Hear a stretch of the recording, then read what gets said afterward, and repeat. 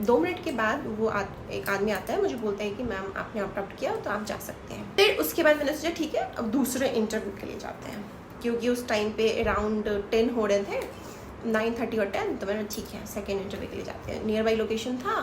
पहला जो मैंने इंटरव्यू दिया वो मारुथली में था और दूसरा वर्थुर में था। तो मैं वहाँ गई, वहाँ पे गई तो वहाँ का जो लोकेशन था वो सेम थोड़ा सा, एक तो मेरे दिमाग में वैसे ही बहुत ऐसा स्कैम वाला चल रहा था प्रोसेस। तो मैं वहाँ पे जब गई वो भी वैसा ही था कि एक मुथूट फाइनेंस का बिल्डिंग था, उसके अंदर बोला कि आप सेकंड फ्लोर पे आ जाओ और वहाँ पे आपके प्रोसेस होंगे, मतलब एचआर ने मुझे ऐसा बोला। मैं गई, मैंने बोला ठीक है जाके देखते हैं, ये भी देख ही लेते हैं ना, एक ही दिन में सारा ख़त्म हो जाएगा। और मैं अंदर गई सेम प्रोसेस, मतलब वही प्रोसेस चल रहा है। उन्होंने मुझसे रिज्यूमे लिया, कोई होर्डिंग नहीं, कहीं कंपनी का कोई नाम नहीं, जो कंपनी का मैं इंटरव्यू देने गई थी उस कंपनी का कहीं कुछ है ही नहीं। फिर मैं अंदर गई, ठीक है, बैठाया मुझे फिर से ले जाके एक हॉल में कि आप यहाँ बैठो, आपको बुलाएंगे इंटरव्यू के लिए। मैं वहाँ पे 10-15 मिनट बैठी होंगी। उसके बाद क्योंकि मैं लेट गई थी तो ऑलरेडी सब जा चुके थे, तो 4-5 लोग ही थे वहाँ पे। तो फिर मैं गई वहाँ पे, अंदर कैबिन में ले गया मुझे। तो वहाँ पे जाके इसने मुझसे अबाउट योरसेल्फ के अलावा भी 2-4 टेक्निकल क्वेश्चंस पूछे। उसके बाद इसने सेम स्क्रिप्ट स्टार्ट किया बोलना कि ऐसे ऐसे आपको क्या कहते हैं, हमारे पास ये कंपनी लिस्टेड है, 8-9 कंपनीज़ के नाम बताएं, इसके आपके इंटरव्यू दिलवाएंगे हम, और इंटरव्यू दिलवाने के बाद क्या कहते हैं आपका सिलेक्शन हो जाएगा।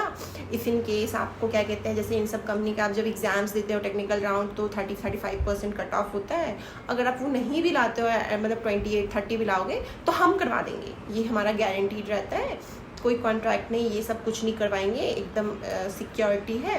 इन केस आपका जॉब नहीं हो पाता है कुछ कंपनीज़ में, जो भी कंपनीज लिस्टेड वो बता रही हैं, तो हम आपको रिफ़ंड कर देंगे पैसे।